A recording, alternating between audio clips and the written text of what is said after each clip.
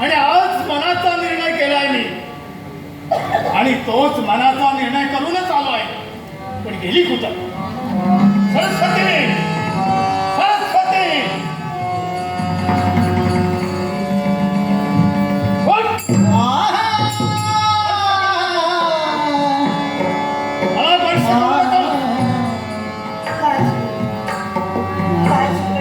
वरतून करून विचारतेस काय झालं?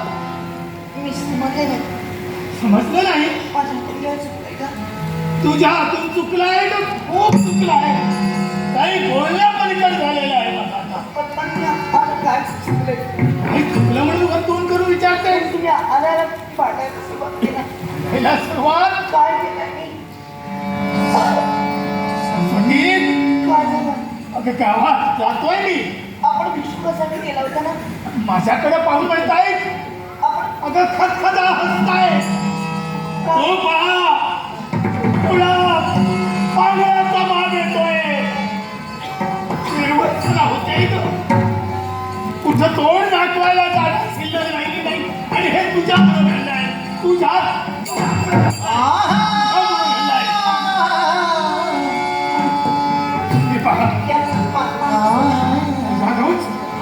अगं सगळा तुझा दोष.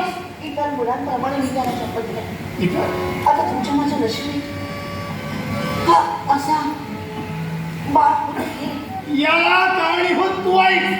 तूच कुलकरंती आहेस आणि म्हणून हे घडलं सगळं. नाही.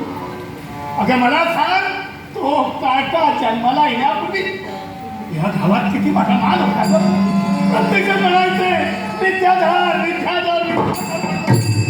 आणि हो का जन्माला आल्यापासून जिकडे तिकडे हे मला सहन होत नाही. त्याचा काही दोष. पण त्याचा काही दोष. यात माझा पण माझा दोष. यात माझा दोष. काय का आमच्या पदरात घातले त्याला निघत काय नियती. अगं नियती नियती म्हणून तू करतोय.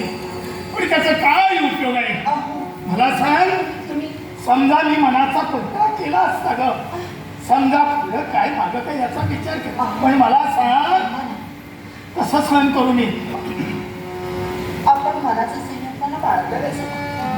त्याला कारण काय? काय कारण ऐकूया. काय कारण ऐकूया. आपला त्याला असं वाटतं की परीक्षणे करून तो असं जन्माला आले म्हणून आपण असं दुःख करू. अगं मला सांग कोण असेल मी जगू? मला सांग जलुह्याला त्या मोडक्याला पाय हात येतील का म्हणून त्याच्या आसेवर जगू? मला सांग कुठच्या आसेवर जगू? कुठचे स्वप्न साकार करू? मला सांग काय पण आणि परंतु नको आहे. आता तो जन्माला आलाय आपला आहे. जन्माला घातलायस ना तू मग त्याला पर्याय आहे. आणि तो पर्याय म्हणजे एकच. तू माझी बायको ना. तू माझी बायको आहेस ना. मला सांग माझा बाळ सदृढ होईल याच्यासाठी पर्याय सांगा. ऐकशील हवा तो पर्याय ऐकशील. हा सांगा. तिने सांगा होण्याची वेळ आली होय ना. काही वेळेनं रात्र होणार. मी सुद्धा असणार बरोबर. पण माझ्या बरोबर एक निर्जीव वस्तूही असणार. निर्जीव हो म्हणजे काय? म्हणजे आणि कशासाठी? अगं मला सांग निर्जीव वस्तू का आणि कशासाठी? एक दगड मला मोठा. दगड? होय. दगड कशासाठी? मी सांगतोय ते कशासाठी काय परंतु ऐकायचं नाही. मी जे सांगतोय ते ऐकायचं होय ना. दगड तो आला. रात्र होतच आला की काय करायचं माहिती आहे. मागचा पुढचा विचार न करता तो दगड त्याच्या डोक्यात.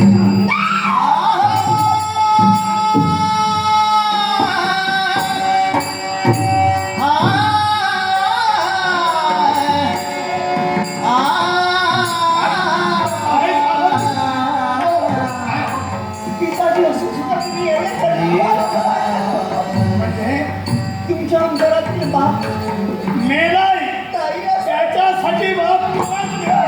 तो जन्माला आला तेव्हाच मेला. थांबा. हा? हा? तुमच्या अंतरातील बाप तुम्ही मारला असाल हा? पण मी काय त्याची हानी केली. म्हणून जोपर्यंत मी जिवंत आहे तोपर्यंत मी त्याची सही मारणार नाही. असं करणार नाही. मुळीच नाही. असं करणार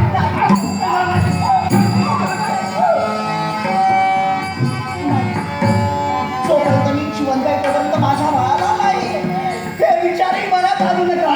त्यापेक्षा अजून एक उपाय आहे. काय उपाय? अजून एक उपाय आहे. काय आहे? तुम्ही म्हणालात ना हो? की माझं बाळ आल्यानंतर ती शिळा त्याची मस्तकी घाल. हो. त्यापेक्षा असं करा, काय करू?